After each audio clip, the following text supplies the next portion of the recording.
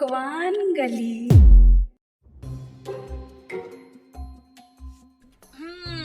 आज तो मजा ही आ गया। इतनी टेस्टी मिठाई मैंने पहले कभी नहीं खाई। दोस्तों, क्या आप जानते हैं मैं इस वक्त किस मिठाई की तारीफ कर रही हूँ? अरे, मैं खा रही हूँ मैसूर पाक, लेकिन थोड़ा जल्दी में हूँ। कहीं ऐसा ना हो मेरा मुंह मीठा ही ना हो पाए और यहाँ चींटियां आ जाएं। मेरा मतलब दिनेश से है। ये खुशबू कहाँ से आ रही है? नाम लिया और शैतान हाजिर। क्या कहा तुमने? कुछ नहीं। वैसे इधर उधर क्या देख रहे हो? कुछ खो गया है क्या? मुझे यहाँ कुछ अच्छी सी ना खुशबू आ रही है, बस वही खोज रहा हूँ। अरे, कहीं तुम मुझसे कुछ छिपा तो नहीं रही हो? नहीं, मैंने कुछ नहीं छुपाया हुआ है। अरे, ये क्या? ये तो मिठाई का खाली डिब्बा है। मिठाई कहाँ गई? वो तो मेरे पेट में गई। तुम्हें क्या पता कैसे जल्दी जल्दी खानी पड़ी? क्यों? जल्दी किस बात की थी? रुक नहीं सकती थी मेरे लिए? अरे, एक दो मिठाई के पीस मैं खा लेता तो क्या चला जाता तुम्हारा? मेरा तो कुछ नहीं जाता, पर ये मिठाई ना खास मेरे लिए आई थी, वो भी मैसूर से। हाँ, कहीं तुम मैसूर पाक की बात तो नहीं कर रही? हाँ, पर तुम्हें कैसे पता?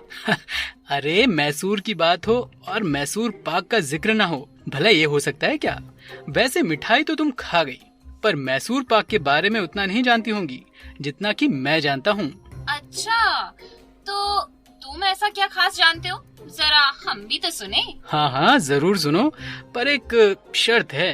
शर्त? कैसी शर्त? यही कि अगर मैसूर पाक का किस्सा तुम्हें पसंद आया तो मुझे भी मैसूर पाक खिलाना होगा तुम्हें। ठीक है, मंजूर है। पहले सुनाओ तो सही, मिठाई खिलाना है कि नहीं ये तो बाद में देखेंगे।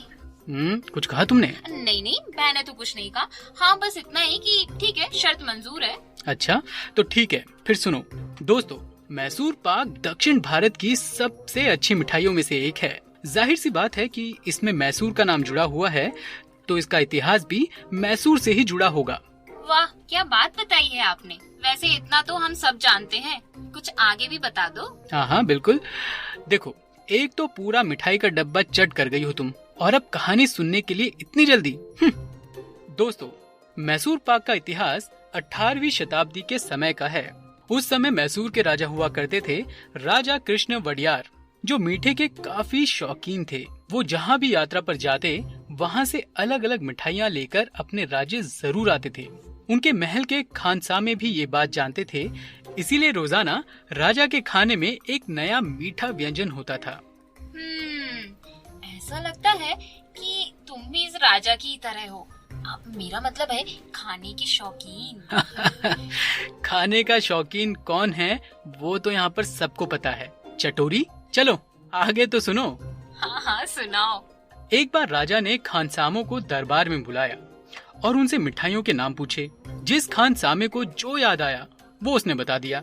राजा ने कहा, ये सारी मिठाइयाँ तो मैं खा ही चुका हूँ, अब मुझे कुछ नया खाना है, इसीलिए रात के भोजन के लिए नई तरह की मिठाई का इंतजाम करो। अगर मिठाई पसंद आई तो उस खानसामे को पुरस्कार मिलेगा। वाह, फिर क्या हुआ? होना क्या था भाई, राजा का आदेश था जो पूरा तो करना ही था। बस सारे खानसामे अपने अपने तरह की मिठाई बनाने में जुट गए, पर कुछ न कुछ चूक होती रही। रात का समय हो चुका था। राजा जब खाना खाने बैठा तो उनकी थाली का एक कोना खाली था। ये मिठाई वाला कोना था। राजा ने खानसामों से पूछा, भाई मेरी मिठाई कहाँ है? सारे खानसामे डर गए कि अगर उन्होंने कहा कि मिठाई नहीं बनी है तो राजा उनके साथ पता नहीं क्या करेगा। तो क्या राजा ने खानसामों को जेल में डाल दिया?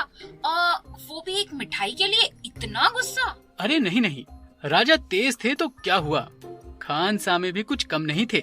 उनमें से एक थे मदप्पा, जिन्होंने कहा कि मिठाई कुछ देर में हाजिर हो जाएगी। पर मिठाई तो बनी ही नहीं थी ना? हाँ, मिठाई तो नहीं बनी थी, इसीलिए मदप्पा ने इस समय समस्या का हल निकाल लिया।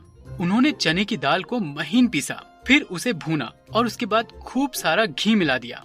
इसके बाद शक्कर डाल दी और मिठाई को उसी वक्त ठंडा होने के लिए रख दिया। लेकिन राजा को तो मीठा खाने की जल्दी थी भाई, इसीलिए उन्होंने उसी वक्त मिठाई लाने का आदेश दिया। बस फिर क्या था, वो आधी जमी हुई मिठाई राजा के सामने पेश की गई। तब तो राजा जरूर नाराज हुए होंगे।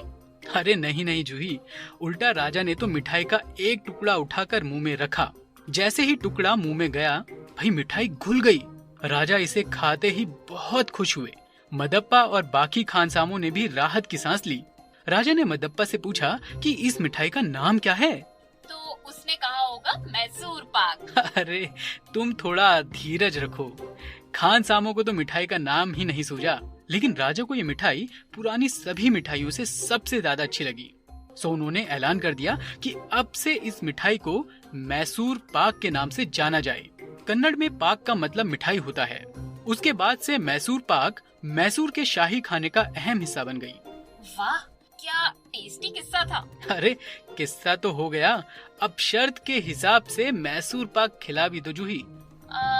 वैसे इतना भी टेस्टी नहीं था। क्या करोगी तुम इतना मीठा खाकर, हैं? मिल बांट कर खाना चाहिए। कभी किसी ने सिखाया नहीं क्या तुम्हें? उफ, इतना लेक्चर देने की जरूरत नहीं है। पता था तुम मानने वाले तो हो नहीं। लो खा लो जी भर के। लाओ लाओ। भाई वैसे इतनी भी मतलबी नहीं हो तुम। हाँ मालूम है। तो दोस्तों, हमने तो मैसूर पाक खा लिया और इसका टेस्टी किस्सा भी सुन लिया। अब आप हमें बताइए कि आपको कौन सी मिठाई सबसे ज्यादा पसंद है, और यदि आप किसी मिठाई के बारे में ऐसा ही कोई रोचक किस्सा जानते हैं तो अभी रिकॉर्ड कीजिए फोन में नंबर 3 दबाकर। बिल्कुल दोस्तों, और अपने लाइक्स के जरिए हमें ये जरूर बताइएगा कि आपको पकवान गली कार्यक्रम कैसा लग रहा है, ताकि अगली बार हम और भी अच्छे पकवानों का किस्सा आप तक लेकर आएं। अब यदि तुम्हारा खाना हो गया हो तो चलकर कुछ नमकीन खा ले। आज मीठा कुछ ज्यादा ही हो गया है। बिल्कुल बिल्कुल, अब चलकर समोसे खाते हैं। नमस्कार दोस्तों।